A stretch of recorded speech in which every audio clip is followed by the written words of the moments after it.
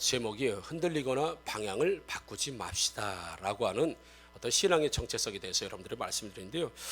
제가 인터넷을 한번 좀 보니까 2015년도 9급 공무원 경쟁률 한번 봤습니다. 그랬더니 2015년도 9급 공무원 경쟁률이 3,700명 모집에 전국적으로 19만 명이 지원해서 51.6대 1, 전체 9급 공무원 경쟁이 56.1대 1이었다고 해요. 그렇지만 그 9급 공무원 시험 중에서 가장 높았던 곳이 교육행정직이다라고 하는 직책인데 734대 1이었다고 합니다. 이게 어마어마한 거죠. 우리 7대 1만 돼도 이건 굉장한 당락을 좌우하는데 최고 높은 것이 734대 1, 그리고 전체적인 건 51.6대 1이었다고 하는, 그래서 소위 말해서 9급 공무원 중에서도 어쩌면 가장 직급이 낮다고 하는 그 분야도 이렇게 어마어마한 경쟁률을 지금 보고 있죠. 여러분들은 2,600만 분의 1을 뚫고 합격하신 분들입니다. 아멘. 뭔지요 그게? 2,600만 대 1. 어떤 거겠습니까? 결혼. 우리 남한 인구가 한 5,200만 된다고 해요. 2,600만 대 1. 왜요? 1차에 떨어졌어야 되는 거예요? 표정이 괜히 붙어가지고 말이야. 이런 표정이에요. 자, 어마어마한 경쟁률이죠, 여러분. 친구 한 명 중에 행정고시를 통해서 공무원이 된 친구가 하나 있습니다. 그럼 남들은 고시 패스하고 공무원 시험 보기 참 어렵지요. 그런데 공무원 시험에 합격을 해서 공무원 생활을 잘했습니다.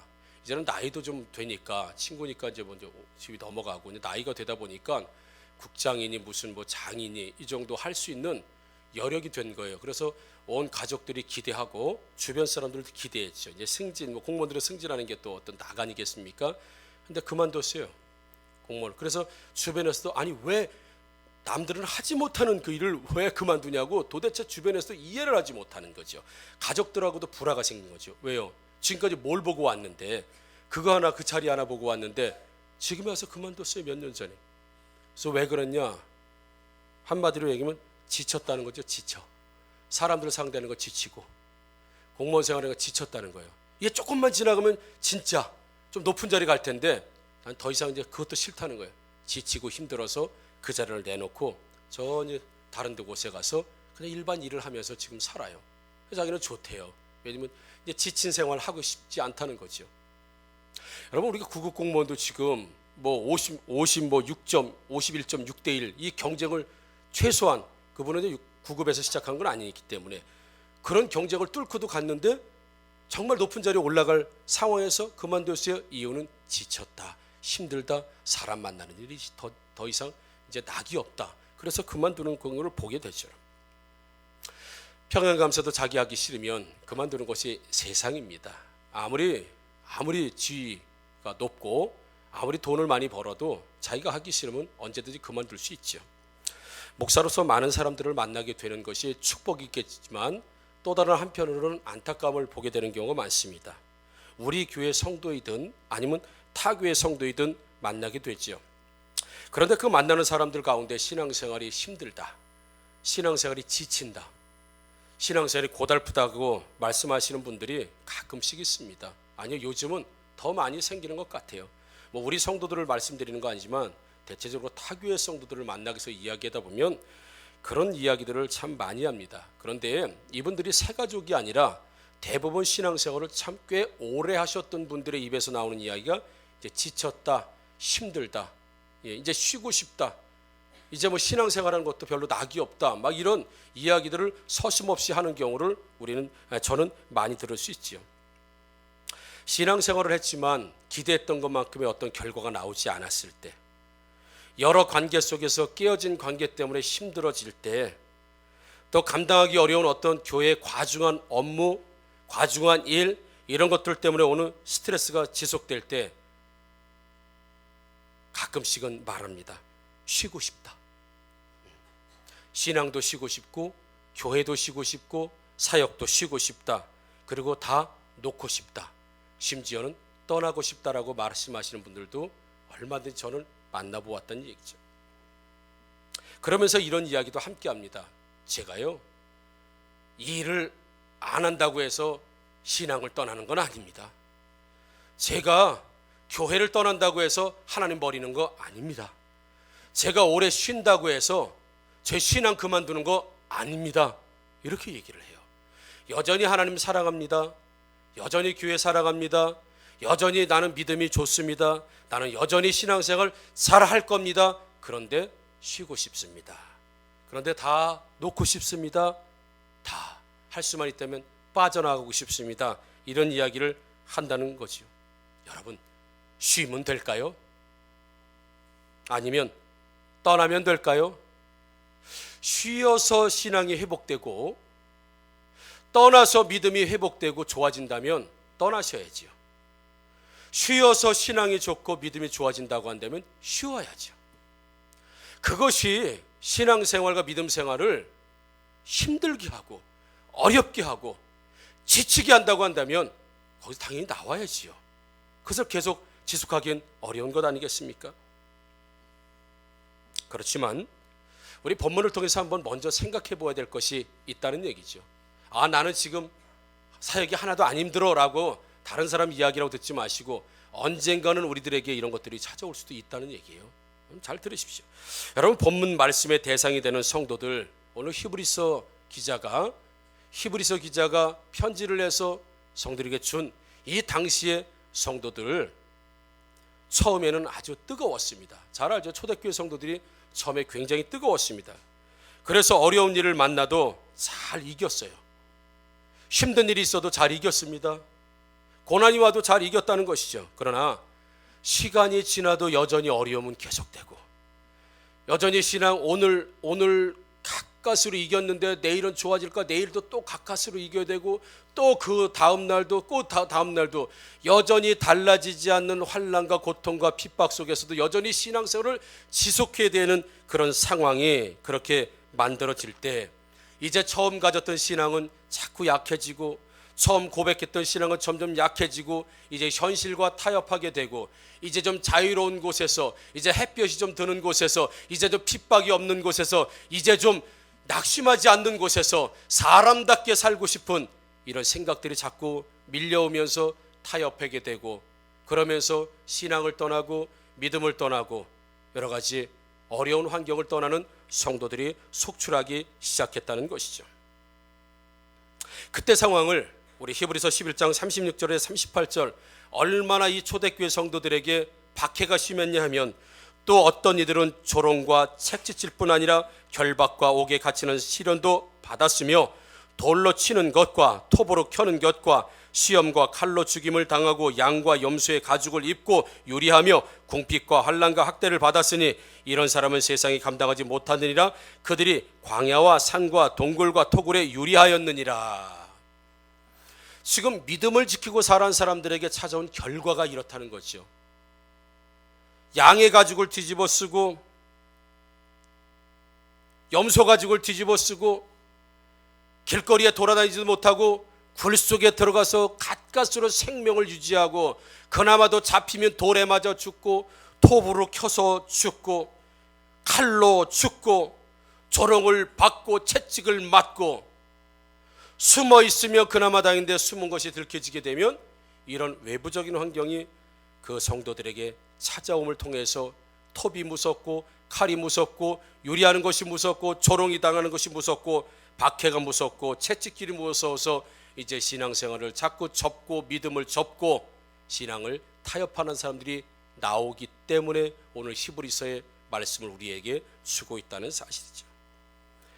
하나님만 붙들고 살겠습니다, 하나님만 믿고 살겠습니다라고 결심했던 그 결과가 톱, 칼, 채찍, 동굴, 가죽옷 입고 숨는 것, 그저 오늘 살아있다는 것 자체만으로도 감사할 정도밖에는 어떤 희망도 없을 때 이 사람들이 선택할 수 있는 건 둘 중에 하나입니다.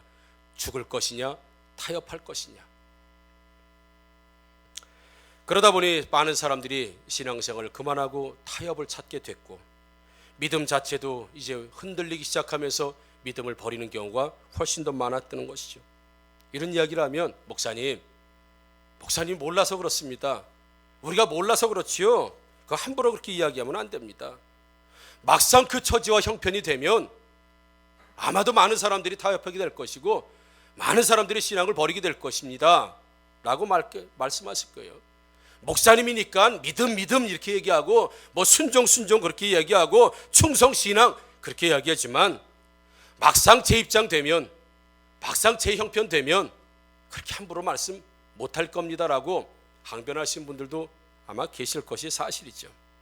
만약 외부에서 나한테 오는 어떤 요인이나 환경이 나로 하여금 어떤 감정이나 기분이나 그래서 믿음과 신앙이 흔들리거나 방향이 바꾸어지는 것이 이해가 되고 용납이 되어진다고 한다면 성경은 뭐라고 얘기할까?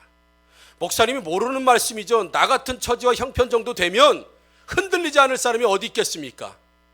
나 같은 처지와 형편 이 정도 어려움이 오면 누구도 아마 나 같은 이런 생각을 가질 수밖에 없을 것입니다 라고 이야기할 거예요. 왜요? 힘드니까. 자기가 생각해도 자기 스스로 이해가 되니까 그렇게 이야기할 겁니다. 그러나 히브리서 11장을 우리는 믿음장이다 그렇게 이야기합니다. 여기에는 아브라함, 사라, 기생 라합, 모세 그리고 또 계속 여리고 백성들, 여리고성을 돌았던 백성들, 그리고 히브리서 11장 31에서 35절에 이렇게 얘기합니다. 내가 무슨 말을 더하리요? 기드온, 바락, 삼손, 입다, 다윗 및 사무엘과 선지자들의 일을 말하려면 내게 시간이 부족하리로다. 그들은 믿음으로 나라들을 이기도 하며 의를 행하기도 하며 약속을 받기도 하며 사자들의 입을 막기도 하며 불의 세력을 멸하기도 하며 칼날을 피하기도 하며 연약한 가운데서 강하게 되기도 하며 전쟁에 용감하게 되어 이방 사람들의 진을 물리치기도 하며 여자들은 자기의 죽은 자들을 부활로 받아들이기도 하며 또 어떤 일은 더 좋은 부활을 얻고자 하여 심한 고문을 받되 구차히 풀려나기를 원하지 아니하였으며. 똑같은 상황, 아까 히브리서 10장에 말씀드렸던 그런 엄청난 박해와 핍박의 상황에서 어떤 사람들은 구차히 풀려나는 것을 원하지 않아서 죽은 시체를 붙들고 죽은 남편을 붙들고도 여전히 부활할 것이다라고 믿고 있으며, 또 내가 죽는다 할지라도 구차히 풀려나지 않고 죽음을 선택하겠다고 하는 그 믿음과 신앙을 선택한 사람들과, 그것을 버리고 그 환경 때문에 그것을 버리고 예수님 버리고 믿음 버리고 신앙을 버리고 갔던 사람들이 지금 나란히 비교되고 있다고 한다면 목사님 모르는 말씀이에요.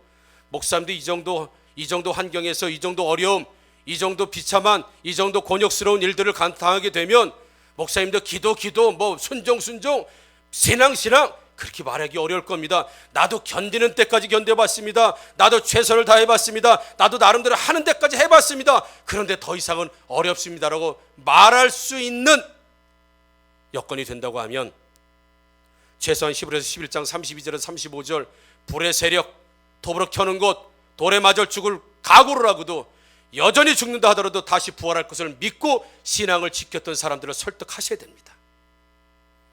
내가 주변 환경 때문에 내 신앙이 흔들리거나 믿음이 흔들리는 것 당연한 것으로 만약에 여기게 된다고 하면 그걸 이기고 생명을 바쳐서라도 신앙을 지키고 믿음을 지켰던 그들의 고백을 지키기 위해서 했던 사람들에게 내 처지와 형편을 얘기하고 당신 같으면 어떻게 하겠냐고 물어보셔야 돼요. 그들도 자신의 몸이 톱으로 잘려 나가는데도 내가 집사님 얘기 들으니까 집사님 방황하는 거 맞아? 신앙 떠나는 거 맞아요? 시험 드는 거 맞아요? 나 같아도 시험 들을 거예요 라고 말해줄 수 있겠느냐? 내 몸이 톱으로 달려나가는 사람에게 물어보시란 얘기입니다. 내 이런 상황인데 내가 시험 드는 거 맞지요? 내가 신앙 버리는 거 맞지요? 내가 믿음 고백한 거 약해지는 게 맞지요? 물어보세요. 한번. 돌에 맞아 죽는 사람들이 뭐라고 얘기할 것인가? 나에 대해서. 최소한 외부 환경 때문에, 최소한 외부적인 어떤 요인 때문에 내 신앙과 믿음이 흔들린다고 한다면 여전히 외부적인 것 때문에도 죽을 각오를 하고 사는 사람들에게 과연 우리를 어필할 수 있겠습니까? 변명에 지나지 않는다는 거죠. 그 사람들에게 변명에 지나지 않습니다. 옥에 갇히는 사람들에게 나요 누가 째려봤어요. 그래서 교회 나가기 싫어요. 주일하기 싫어요. 이야기해보면 옥으로 끌려가는 사람이 나도 누가 째려보면 그럴 것 같아요. 그렇게 얘기해 주겠습니까? 돌에 맞아 죽는 분에게 물어보세요. 나요, 요즘 목사님이 관심을 안 갖는 것 같아요. 나는 개털인가 봐. 나 이제 사역 놓고 다 놓을 거예요. 물어보세요. 돌에 맞아 죽어가는 사람 물어보시라고요. 나 그러면 어때요? 나 시험 들어도 맞지요?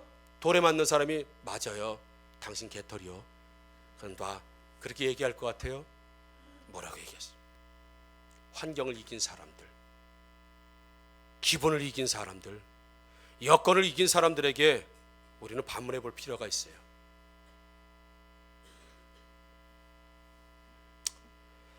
나는 세상 일하고 교회 일 하다 보니까 너무 지쳤습니다. 나는 세상 속에서 믿음을 지치고 살기가 너무 힘드니 이제 좀 쉬어야 되겠습니다. 사역도 내려놓고 예배도 한 번씩 빠지고, 주일도 이제 대충 하고 좀 편하게 살아보겠습니다라고 하시는 분들이 계시다고 한다면, 조금 전에 말씀드렸던 최소한 생명을 바쳐서 자신이 고백했던 신앙, 내가 믿는 하나님에 대해서 신앙했던 사람들에게 반문해 보여야 될 필요가 있다는 것이죠. 그렇다면 여러분, 내가 지금 무엇을 어떻게 하면 좋겠습니까? 아까 그랬죠. 쉬어서 될 사람이면 쉬어야 됩니다. 떠나서 되셔야 될 분은 떠나셔야 됩니다. 그것이 해답이라고 하면. 그러나 먼저 한번 생각해 볼 것이 있다고 여러분들에게 말씀드렸죠. 첫 번째는 나의 신앙 고백을 잘 생각해 보아야 됩니다. 내가 누구를 지금 믿고 있는가? 내가 지금 누구를 믿고 있는가? 내가 무엇을 위해서 신앙생활을 지금 하고 있는가? 내가 누구 때문에 여기 와서 있는가? 내가 누구 때문에 여기 와서 있는가? 내가 지금 누구를 믿고 있는가? 내가 지금 누구 때문에 누굴 바라보고 신앙생활 하는가? 여러분, 누굴 바라보세요? 여러분, 누구 때문에 신앙생활 합니까? 여러분, 지금 누굴 믿고 있습니까? 김호중 목사입니까? 장로님입니까? 아니면 나한테 잘해주는 집사입니까? 그 사람 때문에 신앙생활 하는 거예요? 김호중 목사 때문에 신앙생활 합니까? 누구 때문에 여러분 신앙생활 합니까? 당신이 믿는 하나님이 도대체 누굽니까? 진짜 하나님 믿고 있습니까? 아멘이 없네. 부처님 믿습니까? 질문합니다. 하나님 믿습니까? 내가 지금 믿는 분이 누군가? 내가 정말 믿는 분이 누군가? 진짜 나 하나님 믿고 있는가? 나 진짜 하나님 믿고 있는가? 나의 생명과 나의 인생 전부를 바쳐서라도 믿는 하나님 그만큼 가치가 있는 분인가? 먼저 생각하셔야 된다는 거죠. 오늘 본문에 보니까 하나님은 미쁘시니라, 미쁘다는 게 신실하다는 거예요. 하나님은 신실하시니, 이분은 거짓말을 하지 않는다는 분이에요. 이분은 반드시 약속은 지킨다는 분이에요. 여러분, 내가 믿는 하나님은 신실하신 하나님이신 줄 믿습니다. 신실하신 하나님을 믿었는데 신실하신 하나님 믿는 마지막이 톱이 내 뱃속에 들어오는 게 마지막이라고 하더라도 부활을 믿으면서 신실하신 하나님의 상급이 있음을 믿으면서 끝까지 가는 것, 내가 믿는 하나님, 그분은 신실하신 분이야. 그분은 약속한 건 반드시 주시고 지키시는 분이야라고 하는 이 내가 믿는 하나님이 어떤 분인 줄 알다면, 내 배에 지금 톱이 들어오는데도 조금 있으면 죽는데도 그 고백을 할 수 있느냐? 육신은 끝나도 하나님 앞에 가는 내세와 내 영혼과 하나님께서 주시는 마지막 상급은 있을 거라고는, 이 신실한, 이 땅에서 이루어지지 않으면 하나님 나라에서도 모든 것들을 주실 것이라고 하는 이 신실하신 하나님을 믿는 사람에겐 여전히 배에 칼이 들어오고 톱이 들어오고 돌에 맞아도 하나님, 이게 하나님 믿는 끝입니까? 라고 배반하지 않고 하나님을 내가 진짜 믿는다고 하면, 내가 정말 하나님 믿는 분이 하나님이라고 하면 배에 칼이 들어오든 톱이 들어오든 돌을 맞아든 옥에 갔든 동물 가죽을 뒤집어 쓰고 굴 속에서 숨어 있든 그것이 우리가 하나님을 버릴 만한 요소가 되겠느냐. 여러분, 하나님은 신실하신 분인 줄 믿습니다. 여러분, 하나님 보고 하나님 믿고 우리 신앙생활 하기를 주의 이름으로 축원합니다. 하나님만 보십시오. 여러분, 하나님은 선실하시고 성실하신 분인 줄 믿습니다. 여러분, 근데 교회 안에서 다른 걸 보니까 그래. 다른 걸 봐서 그래. 다른 걸 목사를 보면 신앙생활 좀 하다가 넘어집니다. 왜요? 목사 자체가 기준이 흔들리는 사람이라고요. 제가 흔들립니다. 여러분, 흔들려요. 흔들리면 여러분도 같이 흔들려야 돼. 어느 집사님이 잘해주니까, 이 교회는 시스템이 좋아서, 이 교회는 뭐가 좋아서, 이 교회는 밥맛이 좋아서, 이 교회는 헌금 강조를 안 하니까, 이 교회는 뭐가 기준이 된다고 하면 반드시 흔들립니다.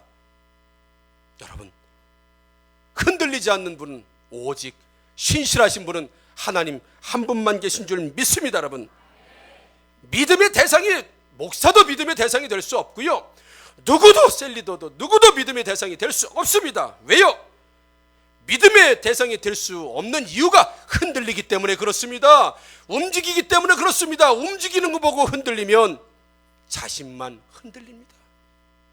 그래서 처음에 목사님 내려놓고 싶어요, 힘들어요. 그래요? 뭐 때문에 그래요? 라고 하면 전부 기준이 하나님이 아니에요. 다 다른 거예요. 목사님 때문에 힘들어요, 우리 셀리더 때문에 힘들어요, 어느 집사 때문에 힘들어요, 뭐 때문에 힘들어요, 나 하나님 때문에 힘들어요 라고 말하는 사람은 거의 없습니다. 다 사람 때문에, 다 시스템 때문에, 다 어떤 불평등이라고 하는 생각하는 것 때문에, 다 나하고 틀린 것 때문에, 나하고 다른 것 때문에, 나하고 다른 것 때문에 힘들어요. 그래서 내려놓아야 되겠습니다. 쉬어야 되겠습니다. 심지어는 교회를 떠나야 되겠습니다. 왜요? 흔들리는 걸 쳐다보고 있으니 흔들릴 수밖에 없는 거죠.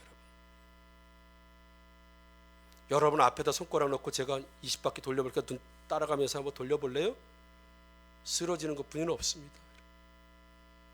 오직 기준은 하나님이세요. 여러분, 누구 꼴보기 싫어서 교사 그만뒀어요. 참 잘하셨어요. 그게 누구 일입니까? 하나님 일 아닙니까? 누구 때문에 하나님을 놔요? 미련하죠. 누구에게 예배 드립니까? 하나님에게 예배 드려요. 근데 누구 보기 싫어서 예배 안 나옵니다. 누구 손해입니까? 자기 손해예요. 이 예배를 누구에게 지금 드리고 있는지, 내가 지금 뭘 하나 사역을 해도 누구에게 하고 있는지, 누구에게 올려드리고 있는지에 대한 정확한 인식이 없으면 늘 흔들립니다. 어르신들 표현은 노다지 흔들립니다. 늘 흔들려요. 올라갔다 내려왔다, 올라갔다 내려왔다. 목사님 I love you 했다가 목사님 죽일 놈. 죽일 놈이라는 얘기는 안 했지만, 집사님 때문에 내가 교회 다녀, 집사님이 최고야 그러다가 목사님 저 집사 좀 어떻게 좀 해줘요. 이런. 물론 우리 교회는 그런 분이 안 계십니다. 참 다행이죠. 아멘. 예. 왜요? 양심에 걸려서 아멘 못 하시는 거예요? 여러분, 하나님만 바라보지 않으면 누구든지 그렇게 흔들 수밖에 없다는 것이요. 또 하나 성경은 말씀하고 있습니다. 우리가 믿는 도리의 소망을 움직이지 말며, 이렇게 말씀하고 있어요. 오늘 23절 말씀에 우리가 믿는 도리의 소망을 움직이지 말며, 쉬운 성경엔 이렇게 되어 있네요. 우리가 고백한 소망을 굳게 붙듭시다. 그거예요. 자, 우리가 신앙생활할 때, 믿음 생활할 때 누구를 보고 하자? 하나님 보고 하자. 하나님 보고 하자. 아멘. 그리고 두 번째로 흔들리지 말 것을 히브리서에 말하면서 당신들이 했던 신앙의 고백을 기억하십시오. 그걸 붙드시라고 그러는 거예요. 그걸 붙들으는 거예요. 언제는 하나님 최고라고 그랬다가 언제는 하나님 떠나겠다고 하고 그렇게 하지 말라는 거예요. 당신이 하나님 최고라고 고백했던 그 고백을 생각하라는 거죠. 그거 붙들으라는 거예요. 배신하지 말라는 겁니다. 그래야 하나님 떠나지 않고 신앙과 믿음이 흔들리지 않는다는 거죠. 제가 여러분들에게 약속은 아니지만 여러분들에게 가끔 말씀드린 거 있죠. 사람이 영원히 함께하기는 어렵습니다. 언젠간 여러분들이 이 교회를 떠나실 수 있는 분들도 계십니다. 그런데 뭐 이사를 가거나 어쩔 수 없는 상황에서 떠나시는 분도 계시겠지만 나름대로 이유 때문에 가시는 분도 계시죠. 마음이 섭섭하겠죠. 힘들겠죠. 허하겠죠. 참 기분이 그렇겠죠. 그렇지만 결심했다고 하는 것 있죠. 이분의 사역은 여기까지다. 마지막을 기억하지 말고 좋은 걸 기억하자. 그분이 우리 교회에서 하셨던 좋은 일, 사역했던 모든 좋은 일들을 기억하자. 저 그렇게 기억하고 있습니다. 앞으로도 그렇게 기억할 겁니다. 왜요? 그것이 그분이 우리 교회 안에 주셨던 유익이잖아요. 5년 동안 열심히 잘 섬겼는데 한 번 목사님하고 예를 들어서 뭐가 다퉜다고 나갔다. 이런 괘씸한 사람, 평생토록 괘씸한 사람이라고 생각할 수 있겠지만 저는 그렇게 생각하지 않기로 했다고 그랬죠. 순간적으로는 섭섭하지만 5년 동안 해왔던 그분의 사역, 그분의 헌신, 그분의 아름다움을 기억할 때 내 마음 안에서 얼마나 평안이 있겠습니까? 여러분은 아름답지 않습니까? 그리고 나는 기억하는 거예요. 내가 집사님 버리지 않아요. 난 집사님 사랑해요 라고 고백했던 고백을 나도 기억해야 된다는 거죠. 언젠가는 내가 뭐 잘하는 사람에게 집사님 좋아요, 집사님 나는 집사님 진짜 좋아요, 내 옆에 있어 주세요 라고 말했다가 그 집사가 아니면 그 성도가 떠났다고 해서 나쁜 사람이 되면 안 된다는 겁니다. 내가 했던 고백이 있잖아요. 나는 당신을 좋아하기로, 사랑하기로, 존경하기로 그렇게 내가 고백했던 것이 있다면 그거 내가 생각해야 되지 않겠습니까? 박봉원 지사를 내가 신뢰하고 믿고 존경하고 사랑하기로 했다고 고백했다면 저분이 나를 상처를 주고 간다 하더라도 나는 뭘 고백해야 돼요? 내가 저분에게 했던 고백, 그걸 붙잡으라고 지금 말하고 있는 줄 믿습니다. 여러분, 하나님 앞에서 했던 소원들, 하나님 앞에서 했던 고백들, 하나님 앞에서 했던 약속들 기억하는 시간 되기를 주의 이름으로 축원합니다. 목사님 사랑합니다라고 했으면 끝까지 사랑하라고요. 하나님 사랑하기로 했으면 끝까지 사랑하시라고요. 여러분, 남편 사랑하기로 결심했으면 남편 끝까지 사랑하십시오. 사랑하다가 왼수가 됐다가 짐이 됐다가 하지 마시고, 내 사랑하기로 서원했고 약속했으면 사랑하십시오. 내가 했던 고백을 좀 생각해 보라고 그러는 거예요. 사람들 앞에서, 당사자 앞에서, 하나님 앞에서 내가 했던 내 신앙 고백을 생각해 보라는 거예요. 창희가 나한테 섭섭하게 합니까? 이런 괘씸한 녀석, 목사님 허락 없이 염색을 해? 그것도 목사님이 제일 싫어하는 노란색으로? 이렇게 생각하면 안 돼요. 왜요? 까만 머리였을 때를 생각해 줘야 돼 내가. 그리고 언제든지 탈색될 수 있다는 가능성을 나는 가지고 있어야 돼요. 이 녀석 노란 머리야, 나 그런 줄 몰랐는데 뒤처직도 이러면 안 된다는 거죠. 검은 머리였을 때 우리 창희를 내가 좋아한다고 했으면 노란 머리 됐다고 싫어야 됩니까? 아니요. 나는 창희를 사랑하기로 했으면 검은 머리든 노란 머리든 사랑이 될 줄 믿습니다. 왜 은호는 왜 머리를 못 들어? 너도 노래서 그래? 응? 그래, 예뻐. 잘생겼어요. 여러분, 신앙 흔들릴 때, 믿음 약해질 때, 주의 일 힘들다고 느낄 때, 나도 모르게 불평과 원망 또 비난이 내 입에서 나올 때 교회가, 목사님이, 성도가 하는 일마다 불평 생기고 불만이 쌓일 때, 그래서 예배가 멀어지고 교회가 멀어지고 기도가 멀어지고 목사가 멀어지고, 그러면 반드시 생각해 보아야 한다는 거죠. 나는 지금 누구를 믿고 있는가? 누구 때문에 신앙생활을 하고 있는가? 내가 했던 고백과 약속은 무엇이었는가? 이 교회에서 뼈를 묻겠습니다 라고 하는 고백을 생각해 보라는 거죠. 이해가 되지 않아도, 유익이 되지 않아도 즉시 끝까지 순종하겠다고 고백했던 그걸 기억하라는 거, 히브리서 10장 23절은 지금 말씀. 그러면 흔들리지 않는다는 거예요. 그러면 안 흔들린다는 거예요. 여러분, 사람이 스스로에게 의리는 있는 거 아니겠습니까? 의리? 여보, 그때는 여보가 아니었겠죠. 당신만 사랑할게, 진짜 내 아내로 와줘서 고마워, 당신 사랑할게 라고 했던 고백의 시간으로 다시 돌아가 보라는 거예요. 지금은 저 여자 아니었으면 내가, 자기 자신에 대해서 얼마나 실망스럽습니까? 자기가 스스로 했던 고백이고 스스로 했던 의리이고 스스로 했던 약속인데 다 버리고, 신앙 버리고 남편 버리고 아내 버리고 고백 버리고, 지금은 환경이 그러니까, 상황이 그러니까 그러지 말라고 오늘 본문은 말씀하고 있다는 것이죠. 여러분, 저는 여러 성도님을 보고 목회하는 거 아닙니다. 여러분이 저 뭐 잘해줘 가지고 목회하는 거 아닙니다. 저는 여러분 좋아서, 여러분 사랑해서 목양하는 게 아닙니다. 그게 첫 번째가 아니라는 거죠. 그건 첫 번째가 절대로 될 수 없습니다. 여러분, 무슨 말이냐고요?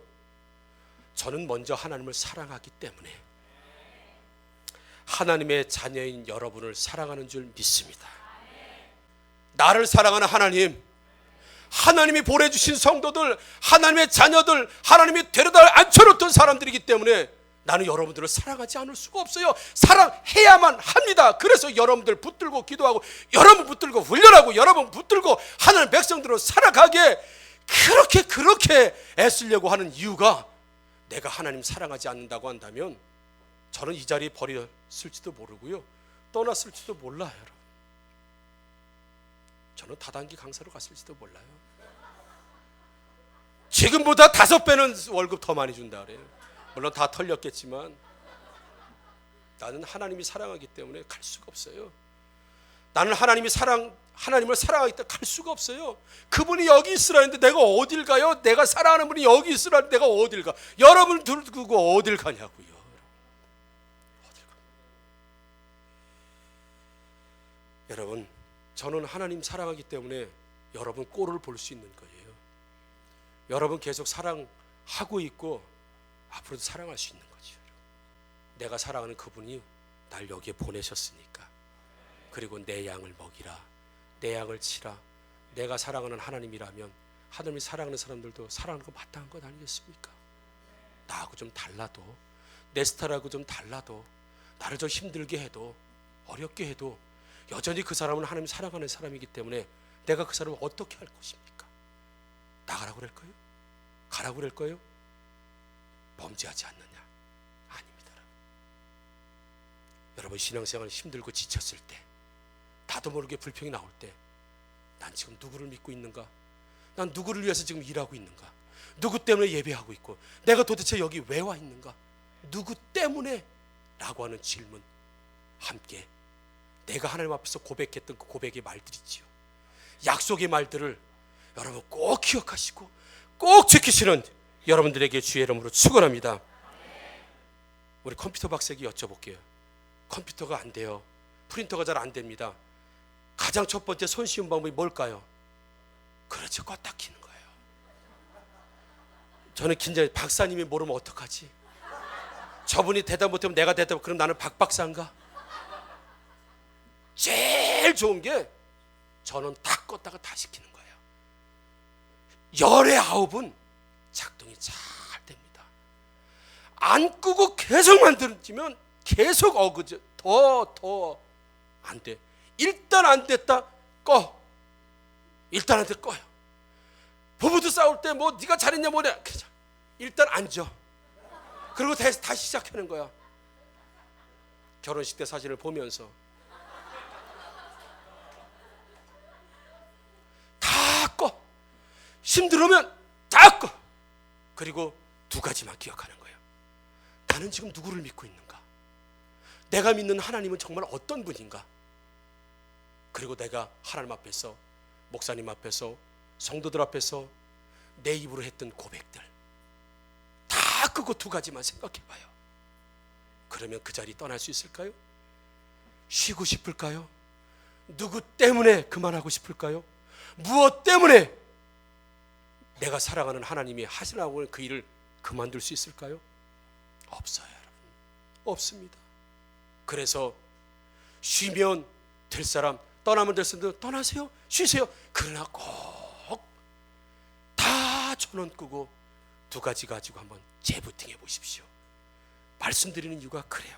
그래서 히브리서 2장 1절에 이렇게 말씀하네요. 그러므로 우리는 들은 것에 더욱 유념함으로 우리가 흘러 떠내려가지 않도록 함이 마땅하니라. 아멘. 흘러서 떠내려가지 말라고 했어요. 그리고 들은 것에 유념하라고 했어요. 쉬운 성경이 이렇게 되어 있네요. 우리의 구원은 대단한 것입니다. 그러므로 우리는 더욱 조심하여 배운 대로 행해야 합니다. 그러면 결코 진리에서 떨어지지 않을 것입니다. 아멘. 쉬운 성경이 이렇게 해석되어 있어요. 여러분, 배운 대로 행해래요. 배운 대로 행해래요. 그럼 진리에서 떠나지 않는다고 했어요. 여러분 뭘 배웠습니까? 우리 교회에 불문율하는 불문율, 기준하는 기준, 우리 회자되는 이야기 중에 죄송해요, 실명을 거론해서 죄송합니다. 고혁준 집사님, 권현 집사님, 제자 3기 온 회사 다 날라가고 급박한 상황에서 제자 훈련 왔다고 했죠. 그러고 나서 뭐라고 고백했어요? 우린 배운 대로 삽니다. 그렇게 고백했어요. 제가 얼마나 쿵쾅거리고 정말 감동. 저희는 망해도 배운 대로 삽니다. 그게 뭐예요? 고백이라는 거예요.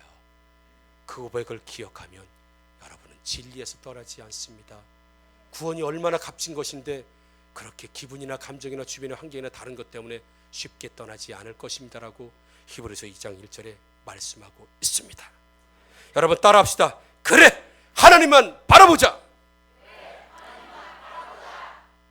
크게 한번 해봐요. 자, 그래, 하나님만 바라보자. 사람 보지 사람 보지 말자. 주의 이인이 하자. 아멘. 여러분 일 계속 해야 돼요? 안 해야 돼요? 왜? 주의 일이니까. 사람 보면 안 됩니다. 왜? 사람은 왔다 갔다 합니다. 하나님만 바라보셔야 됩니다. 왜? 그분만 신실하시긴 하나님이시기 때문인 줄 믿습니다. 누가 힘들게 한다면 다 다시 전원 끄고 하나님만 바라보자. 사람 보지 말자. 환경 보지 말자. 주의 일이니 하자. 이런 신앙으로 올해 한 해 승리하시는 여러분들 되기를 주의 이름으로 축원합니다. 아멘. 기도하겠습니다.